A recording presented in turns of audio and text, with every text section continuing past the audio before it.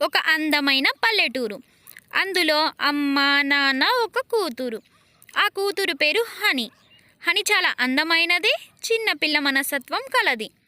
ఒకరోజు హనీ తన ఇంటి చుట్టుపక్కల పిల్లలతోటి గోళీలాట ఆడుతుంది. అంతలో హనీని వాళ్ళ అమ్మ పిలుస్తుంది.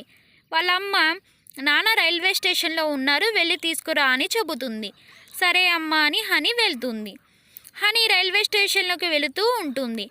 అంతలో ఒక అబ్బాయి హనీని తగిలి కంగారుగా వెళుతూ ఉంటాడు. అప్పుడు హనీ, నాకు డాష్ ఇచ్చి వెళ్తావా ఇడియట్ అని తిడుతుంది. ఆ అబ్బాయి సారీ చెప్పి వెళ్ళిపోతాడు.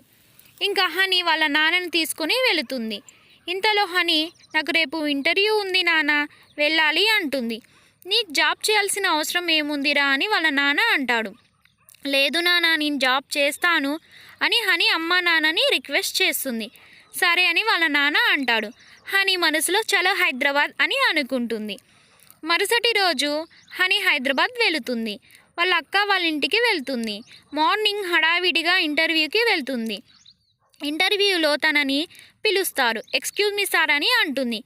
కమింగ్ అన్నారు. ఆయన్ని చూసి అక్కడే ఆగిపోయింది. ఆ రైల్వే స్టేషన్లో డాష్ ఇచ్చిన వ్యక్తి ఇక్కడ ఉన్నాడేంటి అని అనుకుంటుంది Honey. Please be seated dead okay sir అని హనీ కూర్చుంటుంది.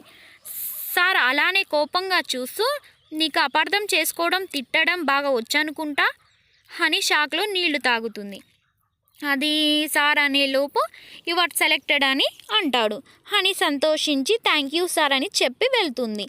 హనీ దారిలో వెళ్తూ, అసలు జాబే రాదనుకున్నా, వచ్చింది, రేపటి నుంచి ఎలా ఉంటుందో ఏమో, ఆయన తప్పుగా అర్థం చేసుకున్నావంటాడేంటి, ఆయన చేసింది రైటా అని అనుకుంటూ వెళ్తుంది. ఉదయం అవుతుంది. రెడీ అయ్యి గుడికి వెళ్ళి ఆఫీస్కి వెళ్ళాలి అనుకుంటుంది. ఇంటికి ఫోన్ చేసి అమ్మ నాన్న దగ్గర ఆశీర్వాదం తీసుకుని వెళ్తుంది. గుడికి వెళ్ళి ఆఫీస్కి వెళ్తుంది. సార్ దగ్గరికి వెళ్ళి గుడ్ మార్నింగ్ అంటుంది.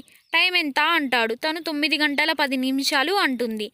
10 నిమిషాలు ఎందుకు లేట్గా వచ్చావు? ఈ ఆఫీస్ నీదనుకుంటున్నావా? ఇక్కడ ఏదైనా టైం టు టైం జరిగిపోవాలి. కొత్త కాబట్టికి వదిలేస్తున్నా, రేపటి నుంచి టైంకి రావాలి అంటాడు. ఓకే సార్ అని వెళ్ళి తన వర్క్ చూసుకుంటుంది. అక్కడ పనిచేసేవారు, ఏంటి బాస్ క్లాస్ పీకారా అంటారు. ఆయన అంతేలే, పట్టించుకోకు అంటే హనీ సరే అంటుంది. తర్వాత మీటింగ్ అని హెడ్ ఆఫీస్లో పిలుస్తారు. అక్కడ కూర్చున్నప్పుడు హనీ తన ఫ్రెండ్ అయిన నవ్యని, ఇంతకీ మన బాస్ పేరేంటి అని అడుగుతుంది. సుబ్బు అని చెబుతుంది. ఓ అవునా అని అంటుంది. అంతలో హెడ్ ఆఫీసర్ వచ్చి మీటింగ్ స్టార్ట్ చేస్తారు. మనకి మ్యారేజ్ ఈవెంట్ వచ్చింది, దానికి హెడ్గా సుబ్బు, అసిస్టెంట్గా హనీ ఉంటారు. అప్పుడు సుబ్బు, సార్ తను న్యూ జాయినింగ్ కదా, వేరే వాళ్ళని పెట్టండి అంటాడు. అవును సుబ్బు, నువ్వు చెప్పింది కరెక్టే, తనైతే నీ దగ్గర అన్నీ నేర్చుకుంటుంది, ఇక నా నిర్ణయంలో ఎలాంటి మార్పు ఉండదు. ఓకే సార్ అంటాడు సుబ్బు. రేపు మన వర్క్ స్టార్ట్ అవుతుందని సుబ్బు అంటాడు.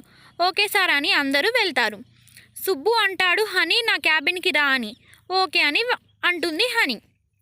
హనీ, రేపు మన వర్కులో ఎలాంటి తప్పు జరగకూడదు అంటాడు. ఓకే సార్ అని హనీ అంటుంది. హనీ నువ్వు వెళ్ళి వర్క్ చూసుకో అని అంటాడు.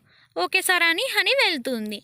తర్వాత రోజున హనీ ఈవెంట్ దగ్గరికి వెళ్ళి పనులు ఎలా జరుగుతున్నాయో చూస్తుంది. హనీ చక్కగా మాట్లాడుతూ పనులు చేయిస్తూ ఉంటుంది. అప్పుడు హనీకి కాల్ చేస్తాడు సుబ్బు.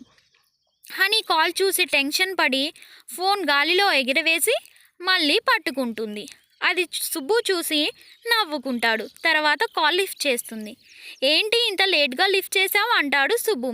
సారీ సార్, పనిలో ఉండి లిఫ్ట్ చేయలేదు అంటుంది. ఓకే అని సుబ్బు కట్ చేస్తాడు. ఇంకా హనీ తన పని చేసుకుంటుంది. సుబ్బు తను ఎలా పని చేస్తుందో చూస్తూ ఉంటాడు. ఒక పని అతను వచ్చి, మేడం బోర్డు సరిగా ఉందా అంటాడు. అని లేదు, కొంచెం వెనక్కి అంటూ వెళ్ళి సుబ్బుని తగులుతుంది. సుబ్బు హనీని కింద పడకుండా అలా పట్టుకుంటాడు. అలా ఇద్దరు ఒకరిని ఒకరు కళ్ళల్లో కళ్ళు పెట్టుకొని చూసుకుంటారు. తర్వాత మేడం బోర్డు సెట్ అయిందా అని అడుగుతారు. అని అంటుంది. తర్వాతి కథ కొనసాగించబడుతుంది. Please like and subscribe my channel for more videos.